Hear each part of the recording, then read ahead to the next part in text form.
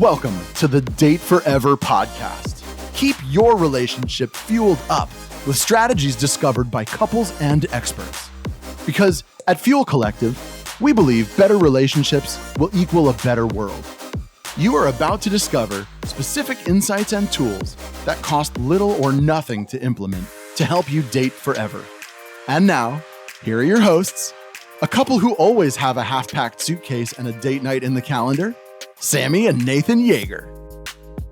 Hello and welcome to Date Forever.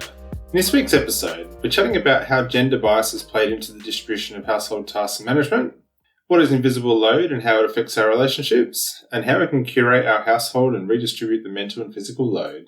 But before we get into that, Sammy, what's been fueling you up this week? This week has been all about nesting in the new home. Yeah.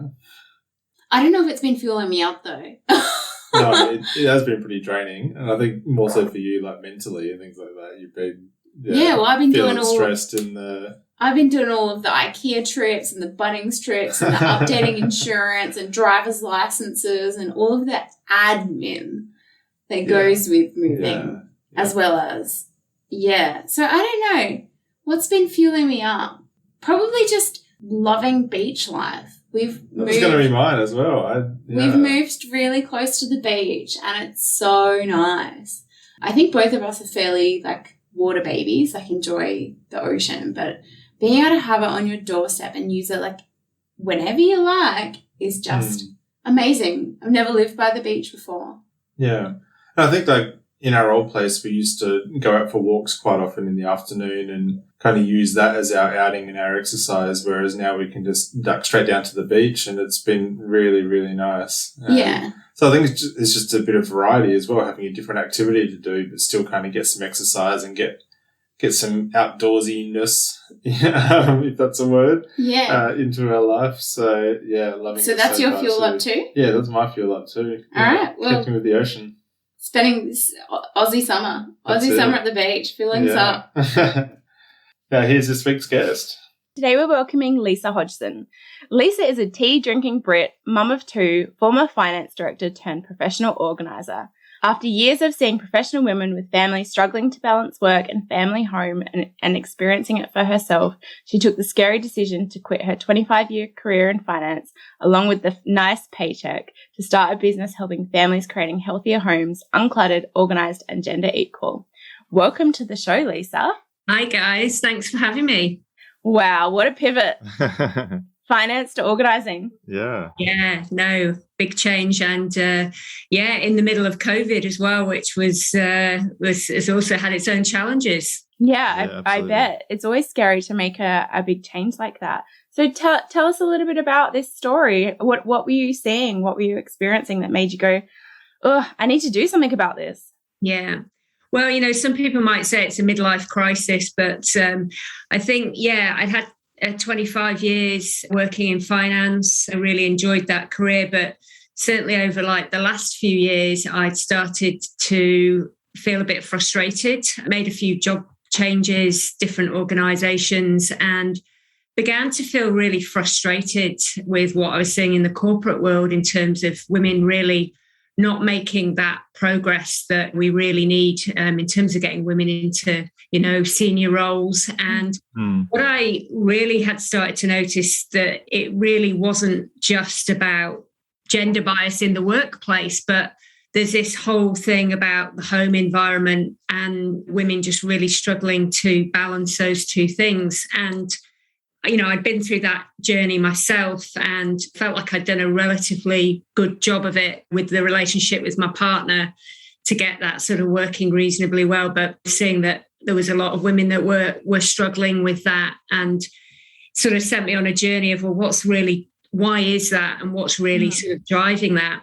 And so that was one angle. But then the other angle was really about the home environment. And I'm kind of fascinated by organisation, and that's been a sort of key part of my career as well, of structure, organisation, how do you get things really humming? And I love home, so I'm a passionate sort of interior design person. So all those three things sort of came together of can I start a business that can combine all three of these things, that can really help women get things working better at home, so help them simplify, get better organisation, but help them start to unpick some of the reasons why they feel this imbalance at home and this sort of frustration. And something that I've seen in my own sort of network of people, but also you just have to hop onto any local mum's Facebook group to feel the sense of frustration that people are having in their relationships. And, that women are often seem to be carrying more of this burden at home. And, ultimately that leads to relationships breaking down and I guess resentment. So Lisa, can you just share what this invisible load is? Yeah, sure. So the invisible load is a concept that's been around for a few years. And it's basically all of the stuff that often seems to land with women around the home and childcare, that is essentially the planning and the organisation of all of the things that come with that. So it seems to be that women become effectively like the manager of these things. And so they are, they're doing all of the thinking in the background. And so they, you hear women talking about the to-do list that's in their head. And that's what it is. It's all of these things that they're having to sort of juggle around, what activities are my children at this week? Who's picking them up? Who's doing this? Are they eating the right level of nutrition? What do we need to shop for? It's all of these sort of things that are in there. And there's a number of reasons why those things seem to have landed in many homes more with the female in the relationship. But what that's doing is, we know that multitasking and trying to manage too many things is not good for us. And, as much as you hear this narrative, women are great multitaskers, they're not. They're the same as men. But what it means is that they end up, more stressed. It impacts their health and they just struggle to keep up day to day. And so we've really got to try to change this dynamic. And ultimately, I believe that that's why we're not seeing the change in the corporate world, because women are opting out because they just can't simply manage anymore. And so I think they're looking at these bigger roles going, well, hey, I'm really struggling right now. Why on earth would I want to take on, more responsibility? And so they either cut back their hours or they just opt out of, moving up the career ladder. The volume of innovation and ideas that I feel get leaked out of the corporate world because they're not being spoken up and out by women, because they're not holding those leadership roles, but they're challenged this struggling to get those leadership roles for a whole multitude of reasons. I've worked with a career coach who is so deeply passionate about this gender gap, and that we will see. She just wants to see it change. She wants to see it move. She wants to equip women to have the leadership skills to speak up. They already have the technical skills to get those roles, but they're struggling to land the opportunities. And then exactly what you just shared there, Lisa, I've already got a full-time job at home and then a full-time job that with scale on top of it. But yeah, from what I understand, the 40-hour work week, the full-time role, was designed for men who had full-time wives at home. And now we're both in the workplace for 40 hours and there's no wife. There's no wife, except there is a wife and she's doing both.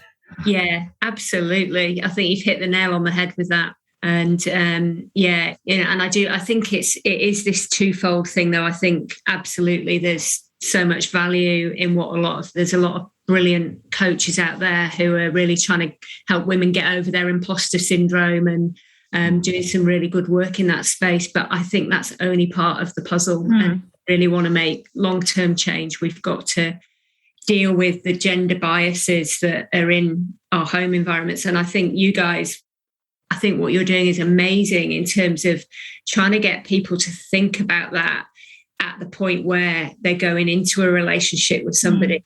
And being able to talk openly about some of these things. And really, I almost like to think about it as setting the strategic plan for your home life up front, and really talking about some of these things so that you set yourself on the right path. Because I know for me, and I know for many of my friends who are in the similar sort of age bracket, we've just fallen into it. We just bumbled along, and I think we were led to believe we can have it all, but we didn't realize we were going to have to do it all as well. And you just don't think about it. And some of these gender biases are so ingrained in our society, and still even in what we see day to day, that you don't even notice it. And I hear women say things, and I've said them myself, which are just so wrong, but we've just been brought up to believe them. And we've really got to start to unpick some of those things. And I think having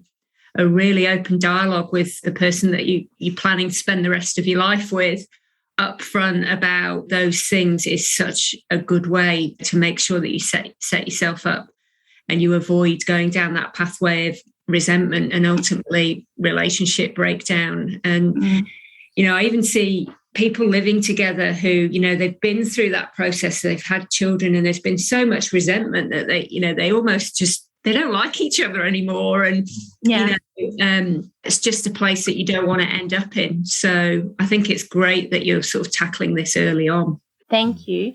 Lisa, what are some of those things that women are hearing that are cementing them into these roles early in life? So I think there's a couple of things. So there's two really big ones that stand out for me. I think the first one is around the fact that people, this concept of time is money. So that in itself drives so many biases in the home. So that, this concept that if someone if one of the partners earns more money than the other, then somehow their time is more valuable. And so they've done a hard day at work, bringing in all the money to pay the bills, and therefore they need their rest more than the other partner. And it also drives, I think, decisions that get made around childcare. So this concept of, well, if the woman doesn't earn enough money to cover the cost of childcare, then she should stay at home and look after the children. You've got to look at it holistically around one team. What do we want for our family? And actually, what are your goals? What do you want to do with your career, and where do you want to go? And looking at that holistically for the family, rather than it's just simply the woman's salary that is the deciding factor. So I think that time is money has to go. Time is time, and we're all entitled to live our dream and achieve our goals. And we're all entitled to a certain amount of time to be able to do that, and also to rest, relax, and, have that time to ourselves. The other one that I'm really sort of fascinated with at the moment is this concept of, and I call it strategic incompetence. I know where this is going. So this is the one, I think you see it in the workplace as well as at home, but this concept of, oh, you're much better at doing that than me, so therefore you should do it. And look, we all do it. And I talk to my husband about this, and I do it on certain things, like, he makes a much better cup of coffee than me. That was going to be mine. I've got strategic incompetence around making coffee because Nate's is better. But I enjoy and you'll go full days without drinking coffee because you're like, oh, no, it makes it better. Yeah. And that's it. And look, and the thing is, like, I think if someone's okay and they genuinely like making the coffee, and that's okay. But I think when it becomes a problem is when actually, I certainly don't wake up in the morning and think, yeah, I want to clean the toilets today. So if your partner's saying, well, you're much better at cleaning the toilet than me, well, come on, really. It's just rubbish. And for too long, it's been used as an excuse and a reason for people not to do things. And I think you can apply it to your kids as well. I mean, my kids will try and use that all the time. And I think you've really got to call it out for what it is and not accept it. We've got to have a fair share of the load. And I think you can probably just use it as a learning opportunity, like especially with kids and things like that too. You can just use it as an opportunity to be like, all right, well, let me teach you. Like, let me teach you how to do this, and get you up to speed. And it's and it sort of ties into this other thing though, which I think as women we can be pretty bad at as well, is around the standards that we have. So. And I think this is often where you can get into trouble if you criticise. So if you clean the toilet and you don't quite, live up to the expectation of your partner, sometimes you just got to let that stuff go. and not criticize, because, and I know that with kids as well, if you criticize, then, you know, it impacts their confidence and they think, well, what's the point? I'm no good at it, but I'll just give up now. So I think sometimes just holding your tongue and thinking about the bigger picture around what you're actually trying to achieve. Yeah. And just letting things go. And, you know, I'm conscious in the industry that I'm in as well, that there is this sort of perception of it's all about perfection, things neatly organised, all the rest of it. And I think that needs to not always be the focus. You know, you've got to get really clear on what you're trying to achieve. And if that's gender balance in your home and a fair share of activities so that everyone feels happy, then sometimes you've got to let some of that perfection stuff go. That mantra, like, done is better than perfect. Yeah, absolutely. Yeah, way easier said than done too. But I think there's like some societal things wrapped around in that too, because we often hear like how you do anything is how you do everything. And like, I don't buy into that. I don't give the same amount of time and energy and effort and desire for perfection to tasks that are really important versus tasks that are just have to get done. Like, and the standard of, you know, getting it to an 8 takes 2 minutes. Getting it to a 10 takes half an hour. Like, nah, sorry, you're getting the level 8. And I think it drives, for a lot of women particularly, I think it drives sort of feelings of not being adequate, of not being good enough. And so I think the important part is really also just getting comfortable with yourself and what's important to you, and then just shutting the rest of it out. Because if you spend all your time looking on Instagram at all these perfect, you know, it's going to drive those feelings of incompetence and not being good enough. And that's just so bad, I think, for women as well. So again, it comes back to this strategic plan for your family about what's really important to you, as both as individuals, but and as a couple, and what are the things that you're going to focus on and that are important to you. A big part of why we started Fuel Collective and the Date Forever podcast was this idea that love really isn't enough, and there's so much that you're going to have to collaborate on and work together on as a team to make your life awesome. And one of those things being a humming household. Like, you're going to have clean clothes to wear and food to eat and hopefully live in a hygienic environment, whatever standard that is to the two of you. But those things are not necessarily easy. And the way that one of you has seen that happen in their upbringing and the way that the other person may have seen that happen in their home may have been completely different. So I think we enter this space of like sort of negotiating, well, what does a humming household look like for us? What does a good standard of all of those things look like? And then how do we achieve that in a way that we're both happy and content and it's repeatable and it's sustainable? Yeah, that is so true. And I think you've really hit like a really good point there about actually looking at how you've been brought up. And I think it's I've experienced it in my own relationship with my partner, about not actually stopping to recognise your childhood and how that then fuels your own behaviours. And I think it's a bigger sort of relationship sort of issue, that if you don't do that, you can sort of bumble along and behaviours play out, you know, and before you know it, you're getting into trouble with each other. And just actually sometimes stopping and looking at some of those things and often getting help to actually do that is a really important part of having a great relationship. So again, I think really important in those early phases of your relationship to try to sort of understand each other in that respect. Certainly something that I never did. And, you know, in the throes of romance, and you just, it's not something that comes naturally, I think, to look at those. Yeah. Not a sexy conversation to be like, so in your house, what happened with your mum and dad? Who did the food shopping? How loved did you feel? Like, you know, were you brought up in a really loving environment where you felt a good sense of yourself and all the rest of it? Or were you sort of neglected? And are you therefore someone who's always really seeking kind of attention and a need for love? So, but yeah, and I see it, the piece around home environment, particularly around clutter, is a really big one. So, you know, people that have been brought up in cluttered households are more likely to develop clutter issues and attachment to objects, more so than people that haven't. So again, that's a really important one to understand. And also, when you then go on and have children yourself, you become conscious of what are the things that you're passing on to them.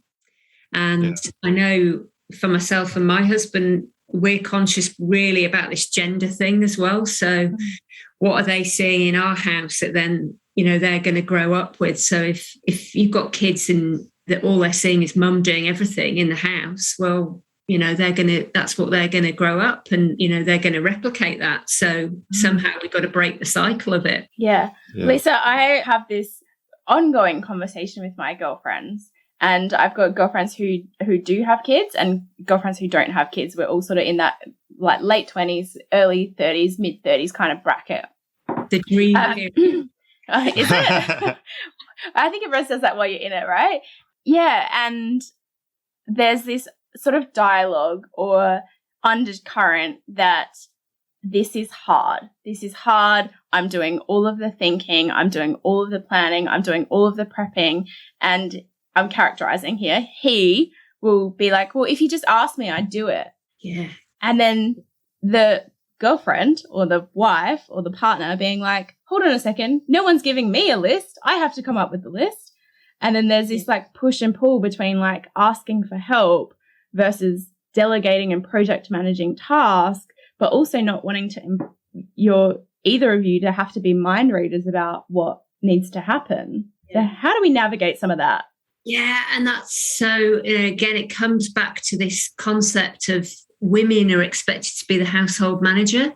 And, and I've had this conversation recently with my husband, because we're always like, we're both quite open to change and challenging things and changing things. And sometimes some of the wording that gets used and exactly that around, well, if you just told me what to do, then would have helped you and stuff. But then it's like, well, why is that my responsibility to tell you what to clean? Because as an adult, you know what cleaning looks like.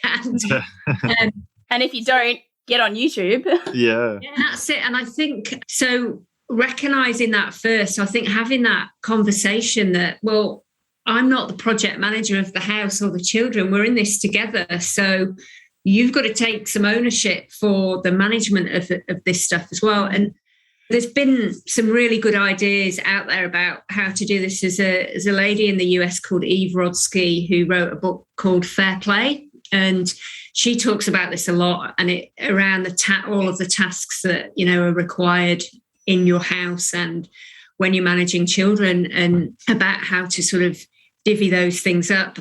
I think, and again, I tend to I go back to my corporate life a lot in some of my thinking around this, but I believe that trying to sort of divide things up in like whole processes is a really good way to do it, because when you have ownership for a whole process, you're less likely to sort of defer or feel the need to delegate. So what I mean by that is if one of you in the house is going to be responsible for, say, washing, then you're responsible for the whole process. So the deciding how often things get washed, how often do you wash your sheets? You're responsible for putting the washing on. You're responsible for taking it out, folding it and putting it away, and the whole process, so that then, as I say, there's less room for, why haven't you done that? Why haven't you done that? It's like you own all of it. And it might be the same for like food. So responsible for food. And you might mix these things up. So you might say, right, this week you're doing food, I'm doing washing. You might move them around. But again, if it's food, it's right, I'm responsible for the planning over, what we're actually going to eat. Is it the right nutrition? The meals that we're going to cook, the shopping, the cooking, all of it. And, it might, for some people, it might not work, but it's something to try, I think, so that it takes the thinking and the planning responsibility sort of off the female. Yeah. In the relationship for some things. I like this. I guess there's no need to hand the baton then as well. Like it's not up to the other person to try and mind read when it's their time to take over or to I think it plays into that. If everybody's accountable, nobody's accountable. Whereas if one person is accountable, one person is accountable.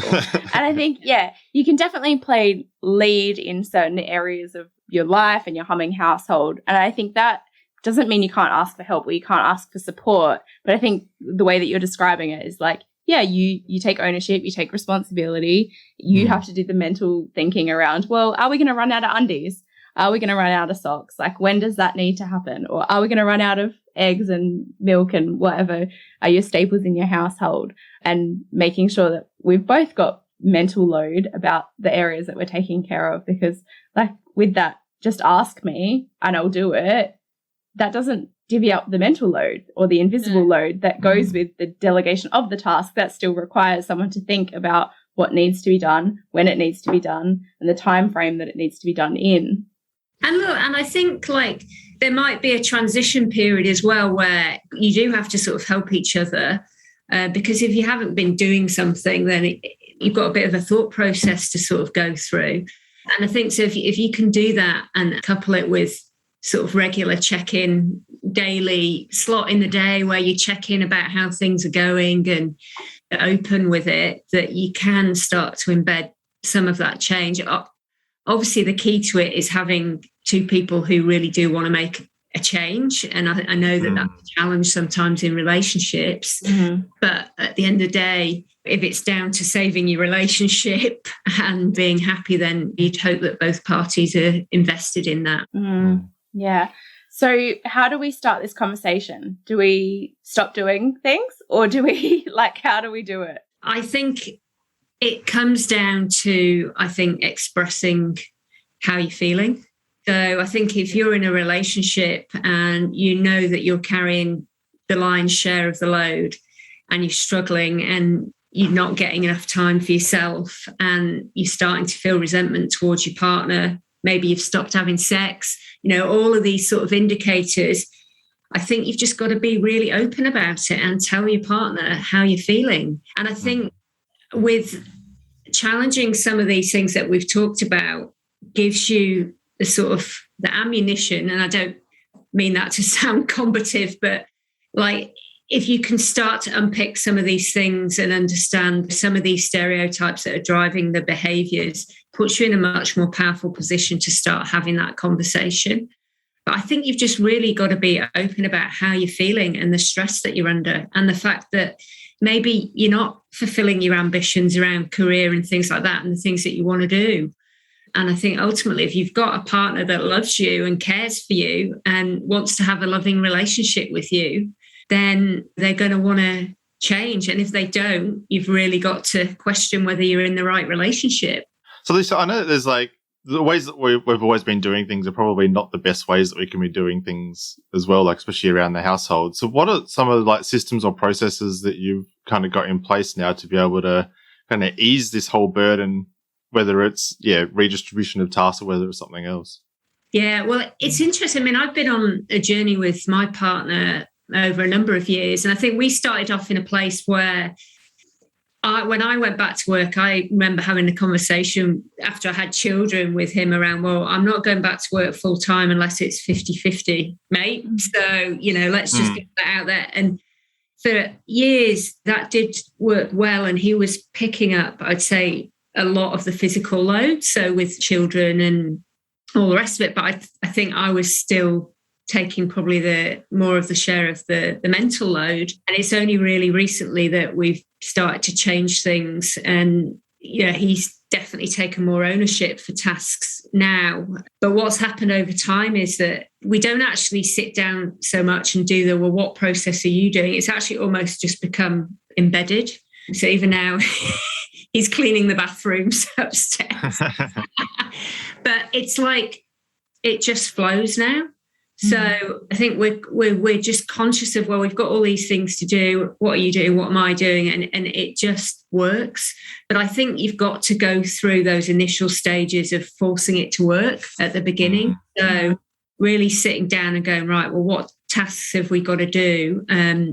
It literally does come down to writing those things down. What are all the things, the processes that we have to do? And, that could be things like holidays as well, looking after your finances, all that admin stuff that's required, booking your children in for activities, like literally making a massive list of all of those things that you have to do and divvying them up and saying, right, who's going to look after that, until you get to the point where you feel like you've got it right. And look, in some families, maybe the decision has been made that the female's working part-time, or even, the opposite way. I think sometimes these days where we're seeing more guys take parental leave, but just making sure that the balance is right and that you both feel comfortable with it. But it is, I think you do have to go through that process of writing it all down, because until you do that, there's not really that appreciation of what's involved. I think when we've done a similar process, we found that there was things that Sammy was doing, which I actually quite enjoyed doing, and that you hated doing. And I think there is that level of actually doing the things that you enjoy more, even if it's still not fun, but that you... Or that you've got the skills or strengths for. Yeah. So like vacuuming was one of those things that Sammy hates doing, and so I've taken on the job for doing that. Yeah. It's not my jam. And I hate cleaning the bathroom, and I don't mind that. I like having a clean mirror to look in, so I enjoy that reward more. Yeah, definitely. I think if you can do that, that's going to make it easier as well. There's always going to be those tasks that neither of you like, but if you can mix those up and get a fair share of them each, then and I think ultimately it just drives a level of respect for each other as well, I think, that's going to make your relationship stronger over the longer term. Yeah. Lisa, there was something that you said a little while back about like the Instagram home and the perfect. Something that we say often is like, you want to be shooting for it to be humming along, just so that there's not these peaks and troughs and anxious moments around things happening in your home. But more importantly than that is like, it is more important how your home feels than how it looks. Like just if it feels like it's flowing and it feels like it's working and you feel loved and connected, and that's far more important than everything being in its perfect place to the perfect standard 100% of the time. Yeah, totally. And I obviously, a key part of my business is around clutter. And I do believe that as a generation or generations that we have sort of overcomplicated our homes and our lives actually with the amount of stuff that we bring into them. And some of that's been sort of inflicted on us by technology. But I do believe that a key part of getting your home humming is to really only have in it the things that are really important to you, that you really need, or that, actually make you feel good. But I think we just have so much stuff these days, and it's so easy to buy things. And, and I think with children as well, with children comes a huge amount of clutter, and a lot of the acquiring that we do is driven by our emotions. And, again, going back to this thing of feeling like we need to be living this certain life and having certain things in it, we can inadvertently really clutter our homes up and therefore our minds, and make day-to-day life a lot harder for ourselves. So there is absolutely no doubt that the more stuff that you have in your house, the load that you're going to carry with that, both in terms of tidying and also the mental aspect of that, the visual, is much greater. So I do believe that is a component of it as well, is working out what do we, again, coming back to this plan around what's important to us and what's not so important, and what do we really not need. And it's such an important component of also building a life for yourself where you've got more financial freedom. And again, I've learned this the hard way myself, of you, particularly when kids come along, you acquire all this stuff and suddenly your house feels too small and you think, oh God, we need a bigger place. So you take on a big financial burden, and then you think, well, I've got to stay in this job because I need to pay all these, this cost of this mortgage and all these things.